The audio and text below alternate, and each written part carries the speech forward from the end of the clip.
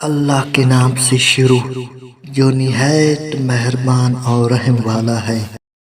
السلام علیکم ورحمۃ اللہ صلی اللہ علیہ وسلم۔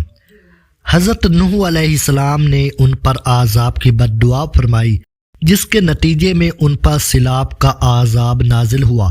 اللہ تعالیٰ نے آپ کی قوم پر عذاب بھیجا اور آپ کو ایک کشتی بنانے اور اس میں اہل ایمان کو اور ہر چرند پرند کے ایک جوڑے کو رکھنے کا حکم دیا۔ تب طوفان کی شکل میں عذاب آیا اور سب لوگ سوائے ان لوگوں کے جو حضرت نوح علیہ السلام کی بنائی ہوئی کشتی میں سوار تھے ہلاک ہو گئے۔ اب زندگی کے حالات کے بارے میں جانتے ہیں۔ حضرت آدم علیہ السلام کے دنیا میں آنے کے بعد ان کی اولاد دنیا میں خوب پھیلی پھولی تھی، لیکن ایک مدت گزر جانے کے بعد وہ لوگ خدا کو بھول چکے تھے اور ایک خدا کے بجائے انہوں نے مٹی، پتھر اور لکڑی کے کئی خدا بنا لیے تھے۔ نہ صرف ان کی عبادت گاہ بتوں سے بھری رہتی تھی، بلکہ ہر گھر میں بت رکھے ہوئے تھے جن کی وہ پوجا کیا کرتے تھے اور ان سے مرادیں مانگا کرتے تھے۔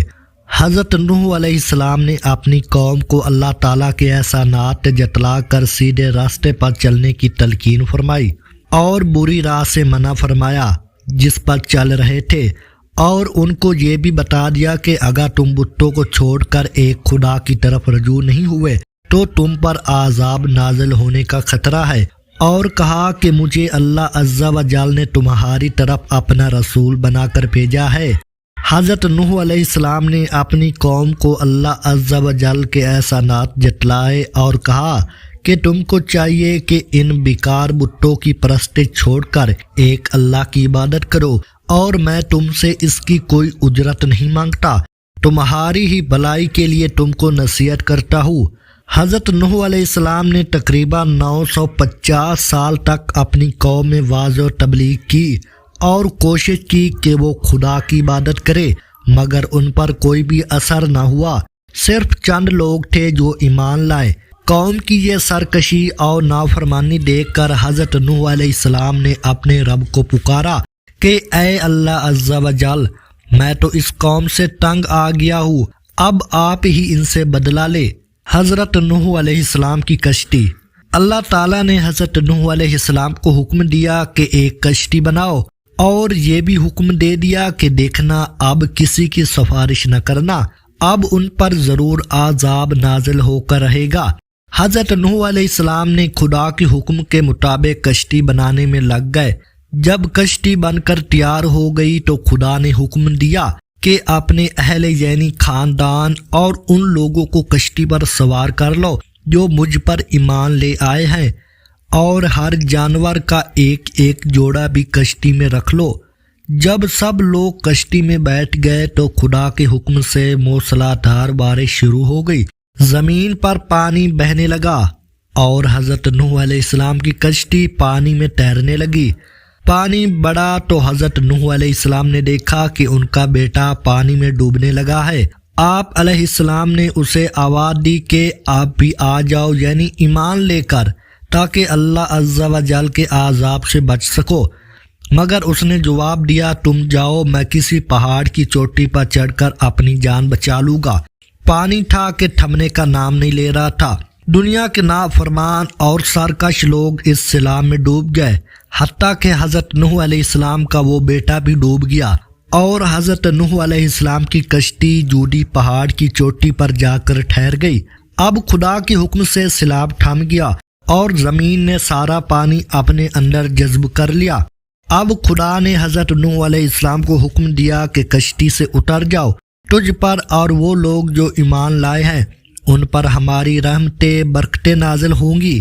اس طوفان میں دنیا کے تمام لوگ فنا ہو گئے تھے، صرف چند ہی لوگ زندہ بچے تھے، اس لیے حضرت نوح علیہ السلام کو آدم ثانی بھی کہا جاتا ہے۔ انہی کی اولاد اس وقت دنیا میں آباد ہے۔ حضرت نوح علیہ السلام کی اولاد۔ حضرت نوح علیہ السلام کے 3 بیٹے طوفان سے بچ گئے تھے کیونکہ وہ مسلمان تھے، حام، سام اور یافس۔ مورخین کا نظریہ یہ ہے کہ کرہ زمین کی اس وقت کی تمام نسل انسانی کی باز گشت انہی 3 فرزندوں کی طرف سے ہے۔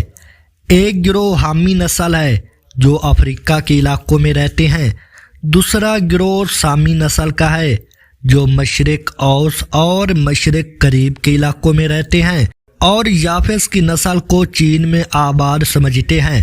مزار نوح آذربائیجان میں موجود ایک مزار ہے جس کے متعلق آذربائیجان میں مشہور ہے کہ یہ حضرت نوح علیہ السلام کی قبر مبارک ہے، اگرچہ قبر نوح کے مقام کے متعلق کی روایتیں ہیں۔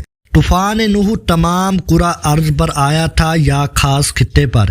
قدیم ماہرین فلکیات کے مطابق یہ طوفان تمام کرہ ارض پر نہیں آیا تھا بلکہ ایک مخصوص خطے تک محدود تھا، جبکہ بعض اہل علم کے نزدیک یہ طوفان تمام کرہ ارض پر حاوی تھا۔